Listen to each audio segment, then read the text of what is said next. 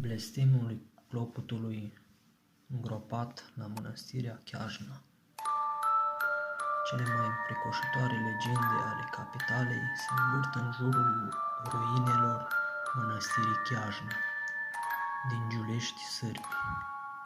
Crime, dispariții strane și boli groaznice, toate au fost puse de localnici pe seama bisericii abandonate în ultimele 2 secole, imediat după ce a fost construită.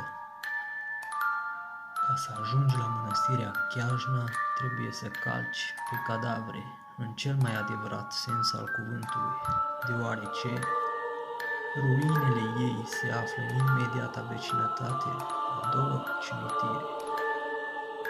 Și groapa de gunoi care a paralizat mirosul ei tot cartierul Giulești sârbi are și ea farmecul ei, pentru că dacă n-ar fi existat, nu s-ar mai fi povestit.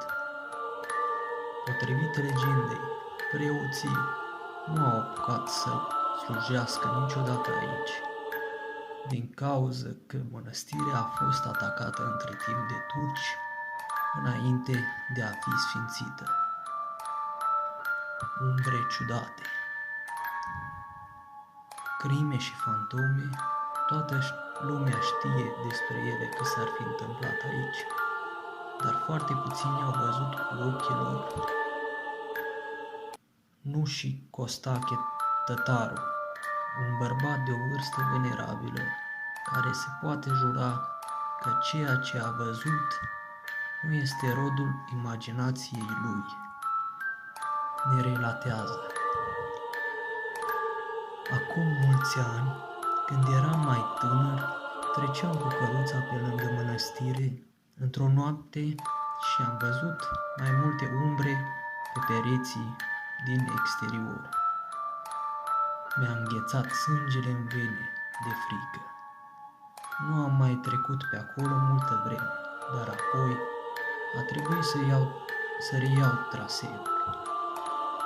Obligat forțat ca să ajung la groapa de gunoi, de unde mai adun și eu fiare vechi, mi-a mărturisit sigur pe el bătrânul.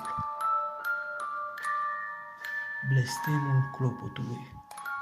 Schimbăm decorul și ajungem în sat, acolo unde mărturisirile rămân tot contradictorii.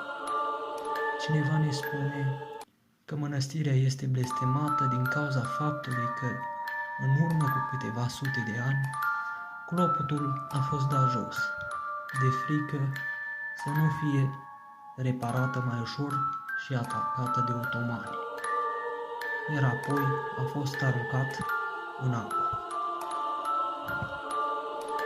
Film de groază.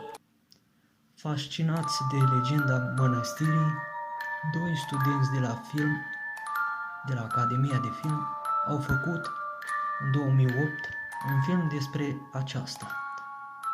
În video, 2 studenți de la Politehnică dispar fără urmă în 1995. Peste 13 ani, un vecin găsește o casetă cu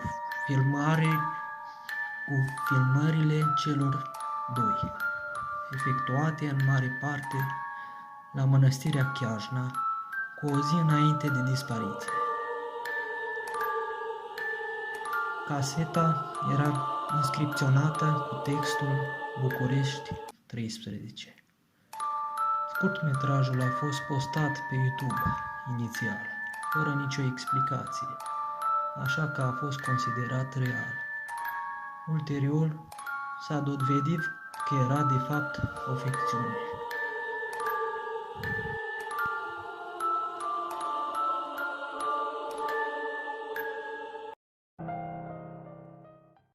Toți în biserică, frate!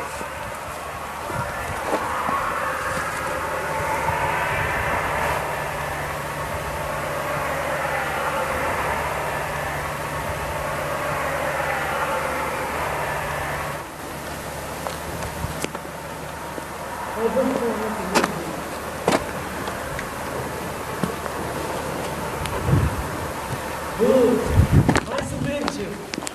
Ce